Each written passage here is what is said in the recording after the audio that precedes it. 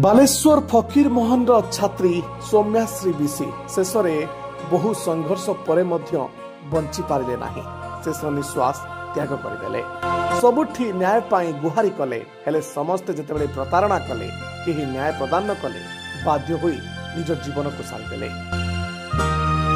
दर्शक बंधु बालेश्वर फकीर मोहन कॉलेज छात्री को जो भाव निर्यातना दि जाउतला से अध्यक्ष आरंभ कर नेता मंत्री एमिति की बालेश्वर कलेक्टर बालेश्वर एसपी समस्त पाखे अभियोग कले हेले केही सुनिलेनी शेष में बाध्य होई आत्महत्या उद्यम कले आ दुखर विषय से सफल कले।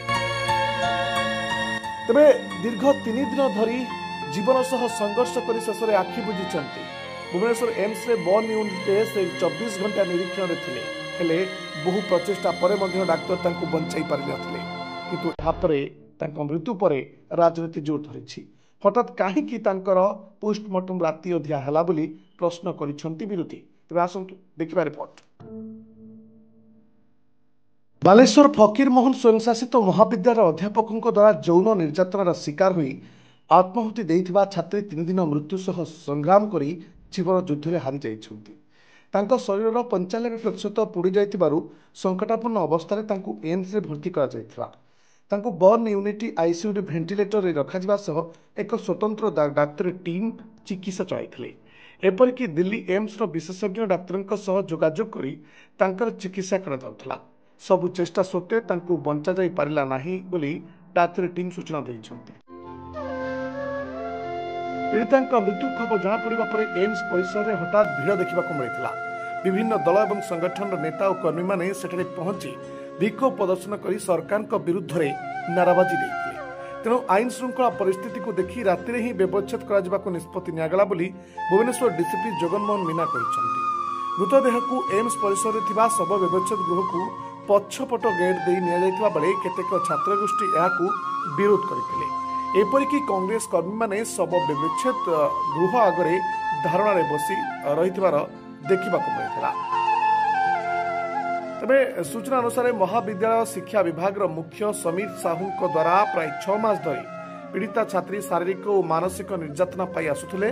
गत जून 30 तारिख रे संक्रांत रे महाविद्यालय अध्यक्ष दिलीप घोष निकट रे लिखित भाव अभियोग करथिले। यार परदिन अर्थात जुलाई 1 रे पीड़िता ए अभियोग संक्रांत रे निज एक्स अकाउंट रे उल्लेख करने सह राज्य सरकार समेत विभिन्न अधिकारी नेता और कर्तृपक्ष को टैग करथिले हेले कौनसी न्याय न पाई 12 तारिख शनिवार छात्री जनक अध्यक्ष प्रकोष्ठ सम्मुख में निज देहरे पेट्रोल ढाली निया लगाई देथिले। उपस्थित केतेजन छात्रों द्वारा से उद्धार होइतिले सुधा तांको अवस्था गुरुतर हो पड़ता।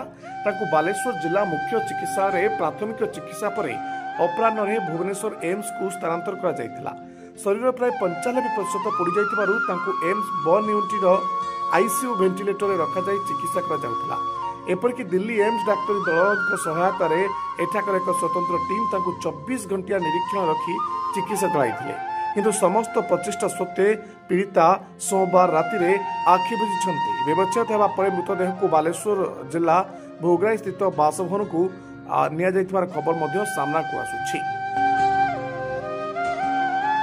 एमिति खबर पाई एबे ही चैनल को सब्सक्राइब करंतु आउ किछि अधिक खबर पाई संपर्क ओडिया चैनल को फॉलो करूथांतु।